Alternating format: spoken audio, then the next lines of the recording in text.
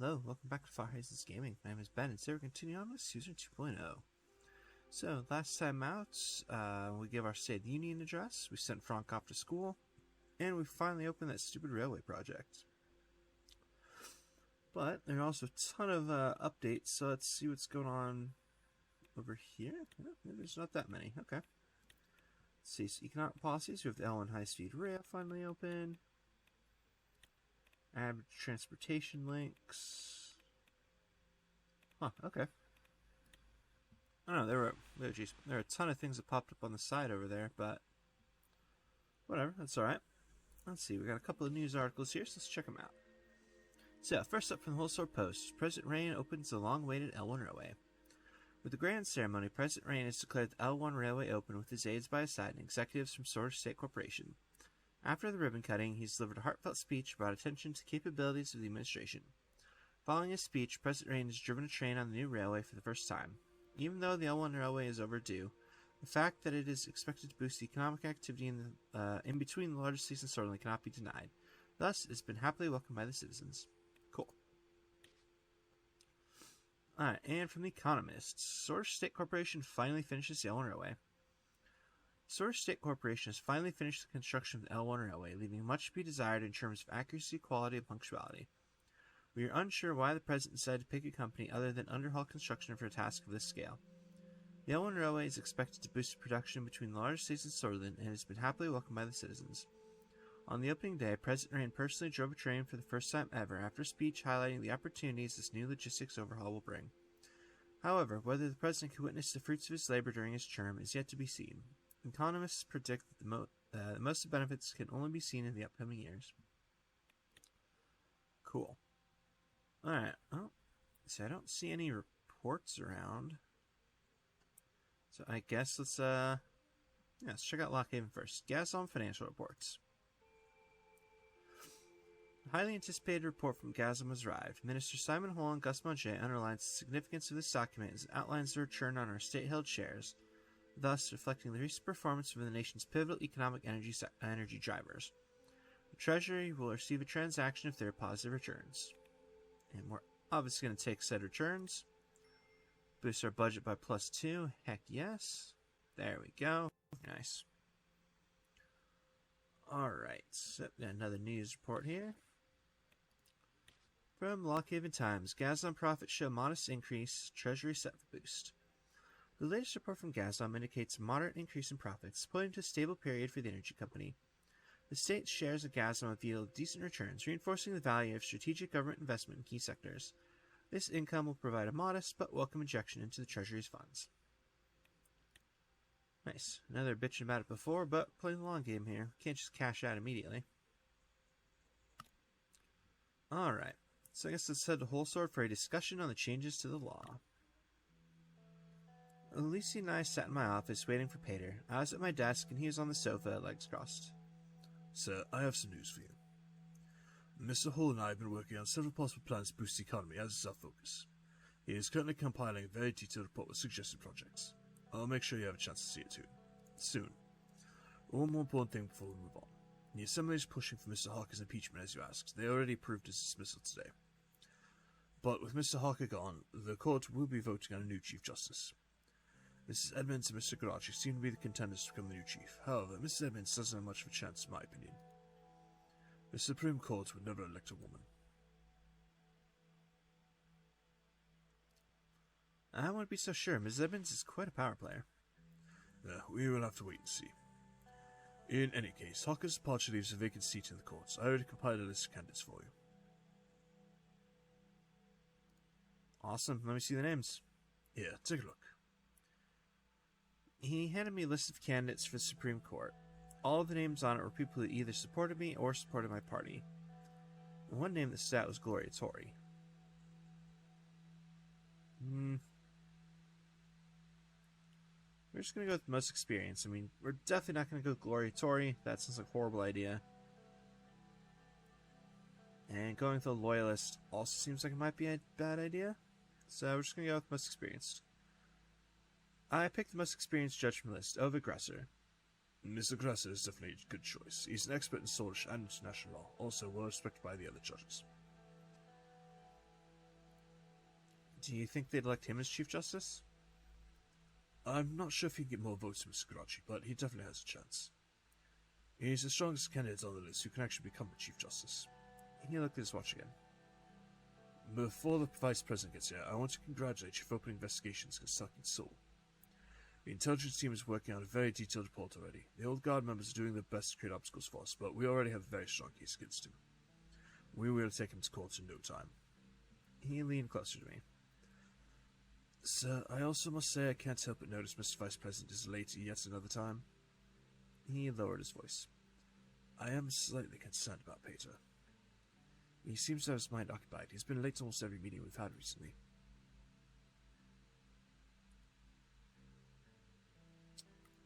I noticed too. I'll need to talk to him in private sometime. Suddenly, there's a knock at the door. It was Peter. He walked inside with files in both hands. Gentlemen. Why are you so late?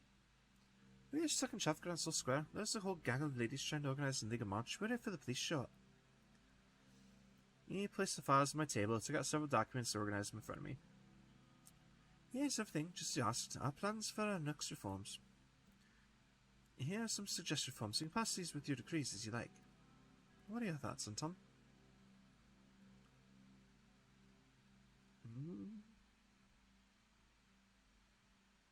I guess I have a few ideas. I took a look at the documents.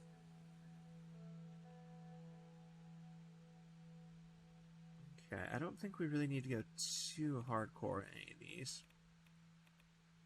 Oh, there's a whole bunch of them that are X'd out anyway, so that makes this a little bit easier. Alright, well, I definitely want the Fair Trade Commission. Yeah, trade and commerce in Swordland has few regulatory measures resulting in unfair competition times. The new Fair Trade Commission can be established via decree to push for fair market competition by protecting local industries through new regulations. That should help the economy, in theory. I don't know. And then I don't really know if I want to do any of these other ones, honestly. Like, I know these sound like they might be good ideas, but I have a feeling they're going to piss people off a little bit too much.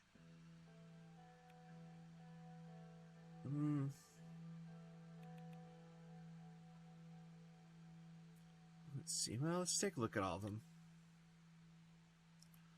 Prescription medicine Swordland is particularly paid, or partially paid by the Ministry of Health according to the importance of the medication. New decree would allow all citizens to get the medicine completely for free. Okay. That one, probably pissed off the Conservatives, and it costs money. So I don't think I can afford to do that right now. Geez, this one costs 2 government budget to lower the retirement age. The retirement age of Swordland has been increased to 65 in mid-1940s due to economic stagnation. The older voting blocs are requesting a decrease. Our administration can pass a decree that will lower the retirement age to 60. Yeah, that's plus 2 government budget. I can't afford that. And, well, this one's free, so I might do this one. Supreme Council of Swordish Radio and Television. Freedom of speech is protected in Swordland, but the rise of new media private organizations gain a massive influence on society. With the new decree, we could create a government agency, the SRSC, that could protect the independence of the media or control it.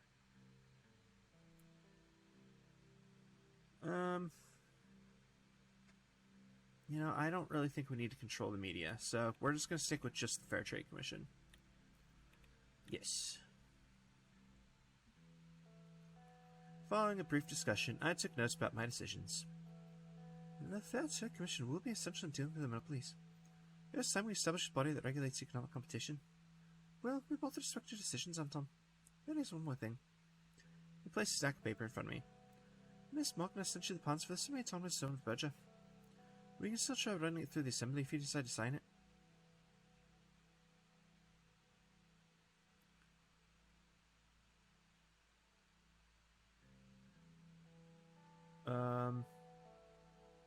No, we're totally going to do that, so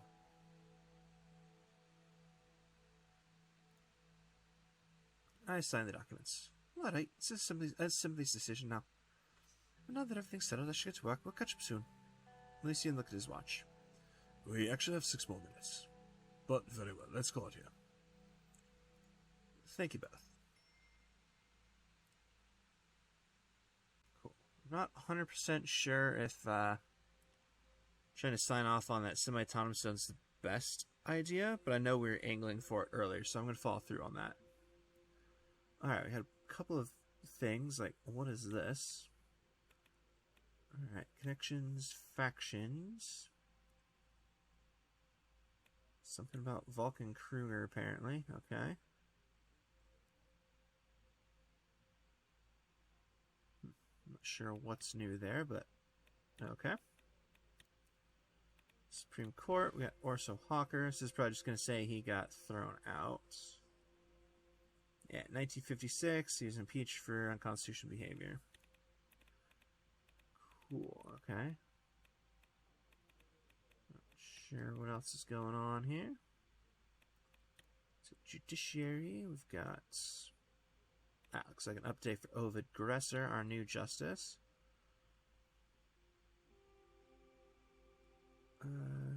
Yeah. That's kind of cool. No membership to any political party. That could be useful. Alright, what else is going on? It looks like everything here. Yep, cool. Alright. Oops, close that. We got 3 more newspaper reports. So, first up, the Wholesale Post.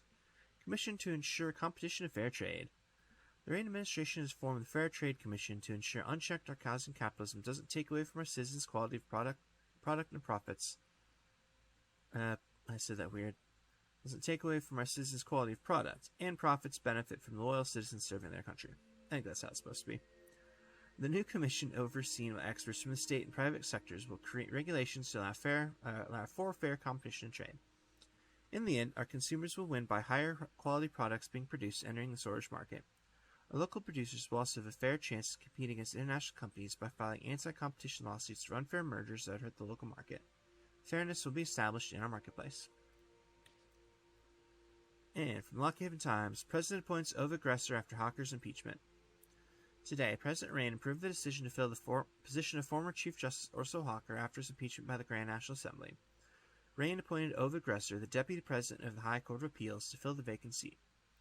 Gresser is an experienced judge who had previously worked as a judge in the Wholesale District Court, the Wholesale Court of Criminal Appeals, and the High Court of Appeals. It is unknown if he had any ties to President Rain or the United Southern Party, which might have prompted this decision to appoint him. Whether or not he can be elected as the chief is still uncertain. The vote to elect the next Chief Justice is said to happen early next week. Cool. And Geopolitico, circling over Stallport. Patricio Alvarez, the Prime Minister of Lesbia, on a scheduled visit to the Republic of Agnoy to meet Prime Minister Van Horten, had failed to get off the plane when it landed on the Stallport International Airport. It is believed that he had been too drunk to get off the plane. The assembled dignitaries waited at the airport at the scheduled hour, but Alvarez's plane did not land. Airport officials reported that it was circling over Stallport. After circling for 2 hours, the plane landed, but Alvarez did not come out. Lesbian officials informed Van Horten that Alvarez was unwell and that the foreign minister would join the meeting instead. Fantastic. Alright. We got at least one report here from Gelsord. Looks like it's just the one. Alright, Gelsord commercial activity increased. Commercial activity reports coming from the Ministry of Economics display that a record number of new companies are being founded in Gelsord due to an economic boom. The report also indicates an increase in the logistical intake and output of the city is driving the tech company growth. The Research Council of the city has also reported positive growth for the next few years. Gelsord also reported the most visits to passengers ever, with people from Hillsord taking high-speed rail to see the city just for fun. The largest group of visitors are still scientists and students. Cool. Yep, got another update in this connections thing, apparently. Okay, I'm not sure where, but okay. There's no updates. I don't know why it's flashing at me, but okay, whatever. Alright, let's see. So, looks like we got 2 exclamation points again. So we can either go do trade talks with Valgsland, or the Berger Autonomy and Local Governance Act. Alright, well, why not? Let's just do this one, because we're already right here. The Berger Autonomy and Local Governance Act, otherwise known as the BALGA, sets forth a framework for an autonomous governance system in Berger, promoting regional autonomy and stronger local representation. The Grand National Assembly passes the following actions. Section 1 sanctions the election of a local governor. This measure ensures that the people of Berge have direct representation and decision-making power in the regional affairs. Section 2 calls for the replacement of the current special zone laws with a democratic system that respects and promotes local interests. This action fortifies the principle of local representation with the formation of the Bergen Regional Assembly and gives the regions due autonomy. Section 3 underlines the establishment of Berge's semi-autonomous region as a symbol of local autonomy and democratic representation, fostering a fresh era of localized governance. Cool. Go ahead and sign that guy. Which, boom, brings up a whole bunch of new things. Alright. So, overview, policies, somewhere. There we go. Autonomous Zone of Berge. Coolio. Couple newspaper reports here. From the Whole Sword Post. A divided Swordland. Bludish separatism wins in Berge. This week, the approval of President Rain, the creation of the so-called Autonomous Zone in Berge, once a demand of Bludish terrorists, has become a reality. This anti-nationalist policy raised concerns among patriotic citizens who fear the dangerous implications of granting autonomy to a region known for harboring Bludish separatists and terrorists. This move seems to cater to the demands of a vocal minority, disregarding the potential threats they pose to national unity and security. The dismissal of a governor who is a staunch defender of Swordland sovereignty only adds a sense of unease among nationalists. The appointment of Ishval Urson, a figure who himself comes from a background of Bludish separatism, will surely reflect badly in our government's fight against Bludish separatist terror. Granting decision-making powers to Berge within the limits of national legislation risks compromising our unified governance and opening the door to divisive policies. This misguided attempt at appeasement ignores the potential risks of empowering a region plagued by subversive elements. Rather than promoting unity, this development risks exacerbating divisions and emboldening the dangerous aspirations of those who seek to tear our nation apart. It is a disheartening departure from the values of strong nationalism and centralized governance that have long defined our great country. So, in other words, we're not being racist enough, so it's going to destroy the country. I like it. Alright, Lockhaven Times. Autonomous Zone of Berge. The Autonomous Zone of Berge has been officially formed, marking an important milestone in the quest for regional autonomy and self-governance. Under the new structure, Berge will have increased decision-making powers, allowing for greater local empowerment within the broader Swordland administrative framework. The dismissal of former Governor Felix Braun following a regional election demonstrates a commitment to democratic processes and the will of the Bludish community. The appointment of Ishval Urson, a Bludish resident of Berge, as the new governor reflects a desire for fresh leadership and a renewed focus on local interests. With increased decision-making powers, the Autonomous Zone of Berge can now shape its own policies within the confines of national legislation. This development is a testament to President Rain's commitment to decentralization and fostering regional self-determination. There we go. A slightly more level-headed article there. Alright, we got at least a couple of reports here. Alright, from the CSP. CSP condemns Berge's Special Autonomous Zone. CSP has expressed its concerns condemning the initiative due to the potential for exploitation by separatist groups. Specifically, the CSP cites worries about the Bludish Freedom Front, a separatist nationalist group that might leverage this autonomy to destabilize the region, allegedly with funding from the Kingdom of Rumberg, which they also blame the Republic of Arcasia for actively supporting. The CSP believes that the establishment of the Berge Autonomous Zone might inadvertently provide a platform for such groups to exert their influence, which could lead to heightened tensions and potential conflicts. The CSP has called upon the international community to carefully monitor the unfolding situation and act proactively to prevent any escalation. And ATO supports the Berge Autonomous Zone Swordland. In a significant move that showcases the global community's commitment to minority rights, the ATO has extended its support to the establishment of the Autonomous Zone of Berge and Swordland. This autonomous zone has been designated to provide the Bludish minority with a local autonomy and the freedom to preserve and promote their cultural heritage. The ATO has lauded this step as a progressive effort towards inclusivity and respect for minority rights.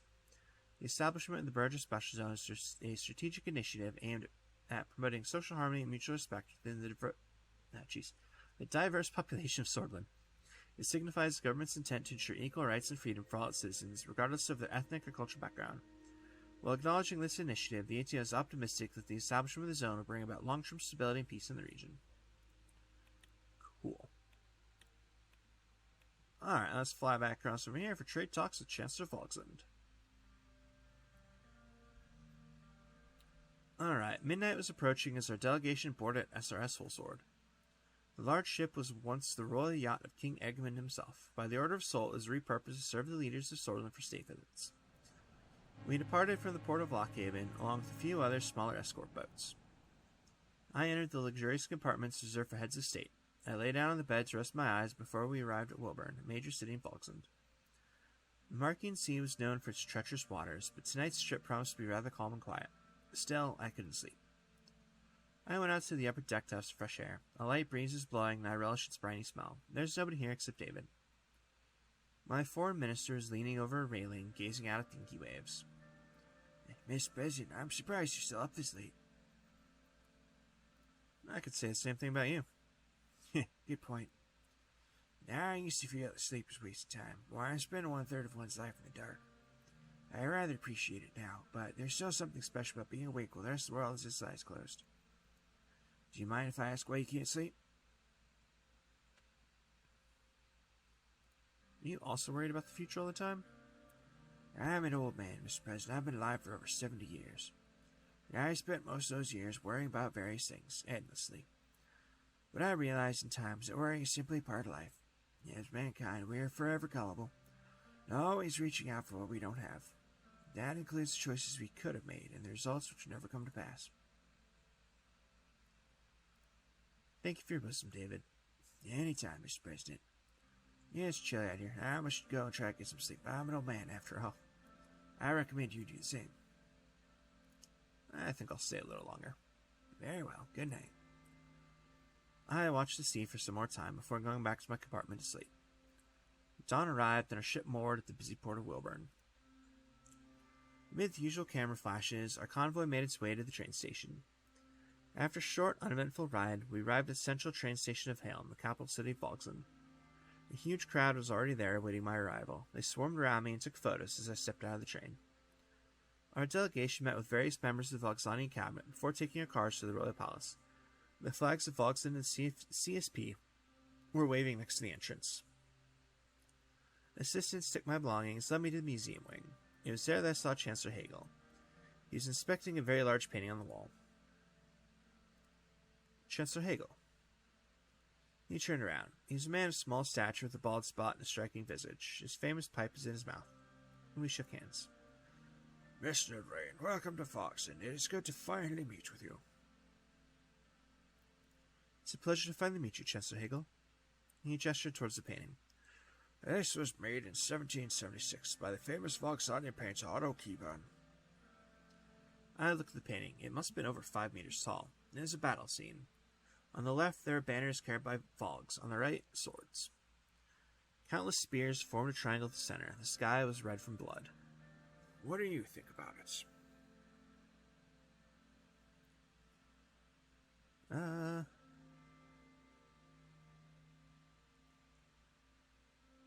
gonna go with that one. It's a reminder. One misstep, we're back to painting the world with more blood.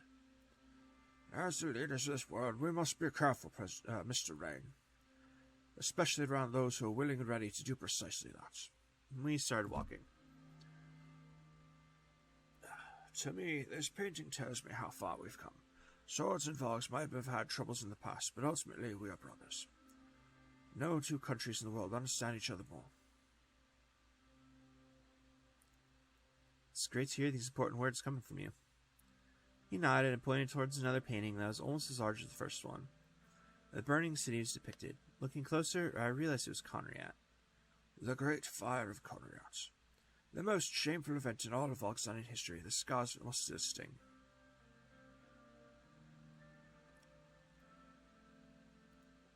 We shouldn't bear the sins of our forefathers. Well said, Mr. Blaine. Thankfully, we in Valgsland have now cut off the head of the snake called imperialism. The guard approached the Chancellor. If you'll excuse me for a minute. He stepped away with the guard while I looked around. I saw a more recent painting depicting the upheaval of farmers against an aristocrat. What did you say? Hagel's loud voice echoed in the empty halls. Give the miners what they want. As for the director of the company, I want him to face a trial for undermining the works of Valgsland. Relate to the Minister of Justice at once. No one can exploit our people and expect to get away with it. After receiving the order, the guard hastily left. Hagel walked over to me. Sorry about that. You know how it is. I definitely do. Revolution is a slow process, Mr. Rain. Slow but sure. Follow me. We'll have a short breakfast. We made our way to the exquisite dining room. I looked around. The table and decor were all colored gold, blue, and white. Smoked bear meat, a local delicacy, was served with eggs. After a very delicious meal, we sat down on 2 couches. I immediately saw the portrait of Leon Malonyev Shavetangakuna. I'm never going to get that name right. Staring down at me. So, what can you tell me about Malonyev? Ah, you have spotted the portrait. Well, where do I begin? Comrade Malonyev is a good friend of mine. Although I don't agree with him on every matter, he demands respect. Valgslandian socialism aims to eliminate the power of the state through the promotion of responsibility, freedom, and well-being of the people. One of our key cornerstones is the devolution of big government to smaller councils with high citizen participation. We believe that the revolution in Valgsland is stable enough that we do not need the vanguardist approach of millennialism. We are already in the process of such a transformation. However, our revolution here in Valgsland owes a great deal to Malonyev. He is the father of millennialism, a symbol of global revolution. Not only is he the first ever communist revolutionary leader, he managed to unite a whole continent, forming the greatest country in the world. He seems like an interesting person. I'd love to meet him. Perhaps one day you will. An assistant brought in 2 cups of coffee. Let's begin then. He picked up the documents that were beside him on a small ornamental coffee table and started going through them. I know the details of the deal already, but to sum it up, you want to provide Sorge tungsten in return for Valgsland's hard-earned money. The details were discussed between our ministers, but I do have a few questions. What makes you think Valgsland, a nation with considerable tungsten reserves, requires Sorge tungsten? Why should I accept this deal?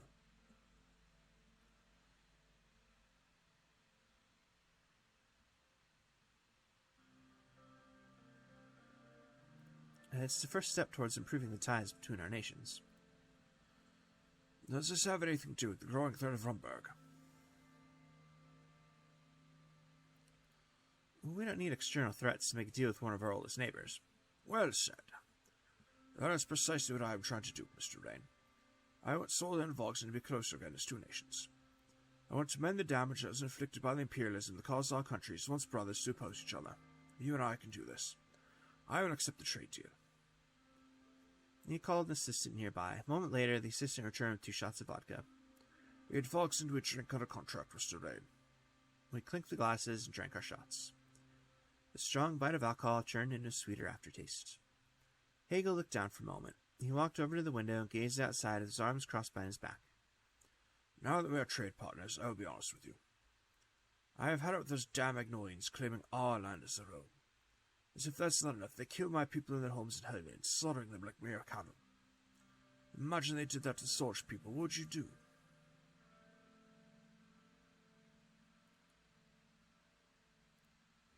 I had approached the matter diplomatically. Surely a middle way can be found. Middle way? The way for diplomatic action is closing, Mr. Rain. I'm not sure how much longer I can show restraint. If they want to mess with Valgsland, they'll see I might. Mr. Rain, since we've signed our trade deal, I'll be open with you. I am planning on invading Helluland to save Valgslandian citizens from the clutches of the murderous Agnolians. Don't worry, I don't wish to pull Soldan into this conflict in any way. This is not your battle, after all. But I can't risk international backlash. If I have you, if I have Soldan behind our cause, everything will be easier. That's why.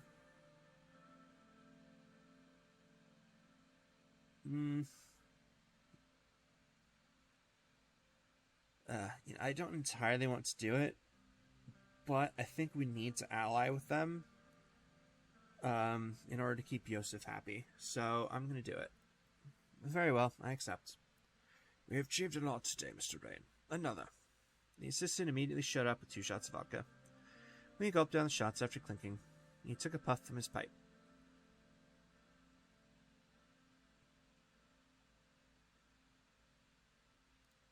Since we've come this far, I'm not opposed to the idea of an alliance. An alliance, you say? It would be a bit quick, but I'm not opposed either.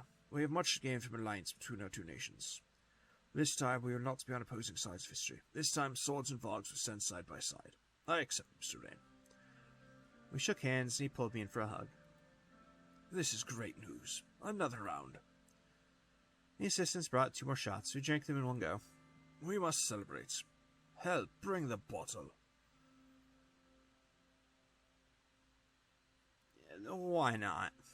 There we go. As the assistant collected the empty glasses, he whispered into Hagel's ear. Hagel's eyes widened and he clenched his fist in anger. The annoyance, what? He composed himself and smiled at me. Mr. Rain, I'm afraid you'll have to excuse me. There's a matter I need to attend to. Is there anything I can help with? Thank you for the offer, but no. Have a good day and enjoy home. We shook hands and Hagel left in a hurry. I returned to Holzord with good news. Yay, got a trophy for that.